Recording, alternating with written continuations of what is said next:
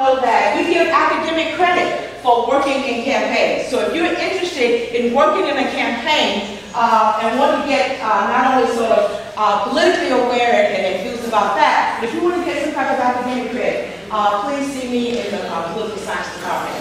Okay? Well, I'm going to turn it over to Dr. Red Hall for some opening remarks, and then we'll sort of open it up for a real-time meeting.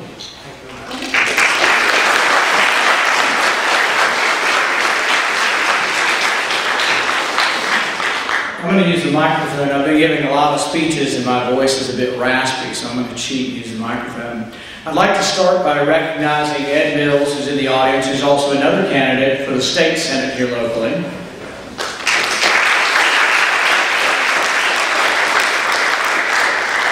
You may have seen some of these town halls on television and they can look really exciting, people yelling and screaming and doing all this. That's not what we intended to have tonight. We had one of these in northern Kentucky and the moderator said, now just remember, you're on TV and your mom could see what you're doing down there. So, some of these town halls have actually checked IDs as you come in. They've checked to see where you live, and if you don't live in a particular area, they don't let you in. They're afraid somebody might come in from outside the territory. They're basically afraid, I think, of the debate that goes on. We didn't check any IDs, although I did tell Chris, I said, you know what, maybe we should exclude those that are on the forensics team. Western's got a pretty good debate team, and, we may not want the debaters in there. But now I hope we do have some, and we want to be challenged. I like to start it kind of like you would start a debate. I started with a couple of premises. I think when you want to talk about the healthcare debate, there are two things you have to start with, and I think it's important to start with these before we talk about the problems. I say, number one, we have the greatest health care in the world, bar none. There are some measurements. You can measure and say, oh, Sweden's got more of this and that. If someone gets sick in the world and they're a very important or very wealthy person, what do you read in the newspaper? You see them flying to Boston, you see them flying to New York, you see them flying to Mayo. You don't hear them flying to Cuba very often, except for Michael Moore. And Michael Moore, I think, is a little confused about things, and maybe the next time he flies down there, we might want to revoke his visa. But I think we have to start out with that healthcare in this country has great quality, okay? The other thing we have to start out with is that we have 100% access for emergency care. Okay, now that doesn't mean for all health care, but for emergency care. No one is turned away in this country. You break your arm tonight, slipping and falling out here, whether you have insurance or not, you will be treated in the emergency room tonight and you'll be taken care of.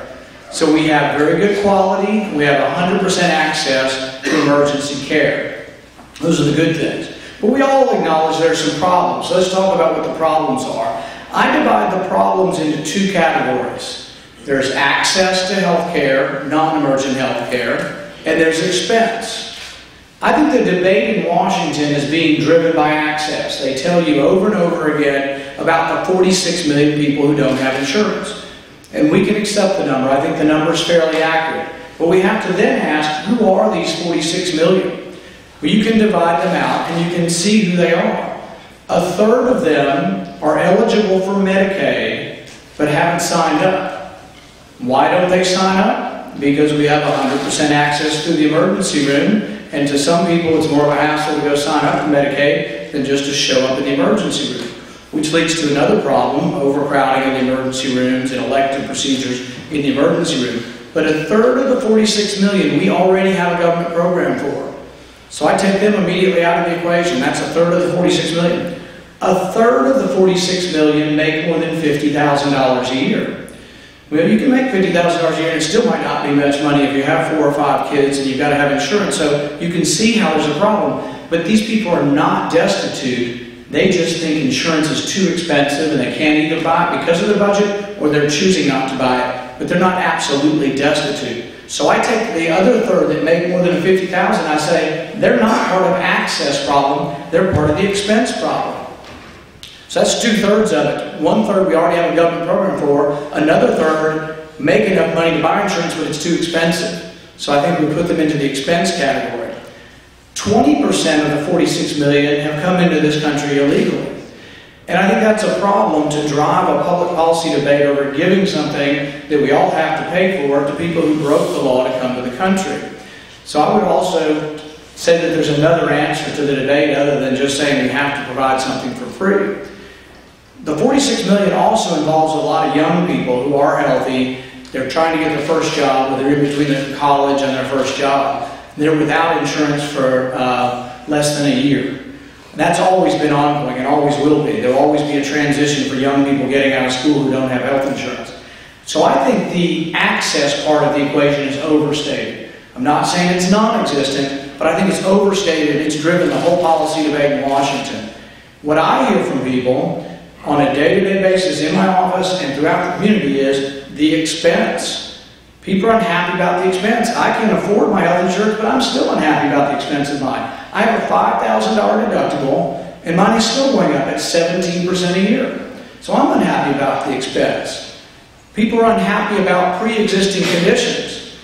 If I'm standing here tonight and I have a heart attack, but I survive, my insurance program or my insurance plan is a one-year program, they'll triple my rates. I don't like that, and I worry about that. Or if I get cancer, they're going to triple my rates. Portability. People worry about portability. If I lose my job, I can't take it from one place to the other. But when we get to the part where we say these are the problems, then we have to ask the next question. We need to ask this before we start throwing out all these policy solutions. We have to ask the fundamental question: are the problems in healthcare because of too much government involvement already or too little? Are the problems in healthcare currently because of too much capitalism or too little? I start from the premise that after analyzing this, that I think we already have too much government involvement. Over 50% of what I do involves a government check being paid to me for someone's healthcare. I think we already have too much government involvement. If I say, well, is capitalism broken? Is capitalism not working in healthcare? Well, I'd say we don't have enough capitalism in healthcare. When you look at what I do, I own my own practice, I make a profit. That's part of capitalism. You have to have private ownership and you have to have profit. But also in capitalism, you have to have freely floating or mobile prices. That's another word for that is competition. We don't have that in healthcare. If you double the amount of doctors that do eye surgery like me in town, let's say there's 10 of us and there's 20 next week, the price is still the same. If you double the amount of people making cell phones, the price will be cut in half, approximately. Price goes down and the supply goes up. It's not working in medicine. Why doesn't it work in medicine? Because over 50% of what I do, the prices are fixed already by government. Every surgeon in the whole country charges the same for cataract surgery after age 65. There is no price competition for cataract surgery because the government sets the price. It's the same even in private insurance. About 40% of what I do is private insurance, but if all of you came into me as private patients, you had Blue Cross, Humana, or this and that, every doctor in town still charges the same thing because they've made a deal with Blue Cross and Humana. And so what happens is there's no bidding on the prices. But there are two things I do in my practice where the price has gone down every year for 15 years. Why is the price going down? Because people pay cash. Contact lenses are usually not covered by insurance. Sometimes they are, but most of the time not. And LASIK surgery. One is fairly cheap, about $4 per contact, and one's pretty expensive, several $1,000s still. But both items have gone down in price every year for 15 years because the consumer pays for them.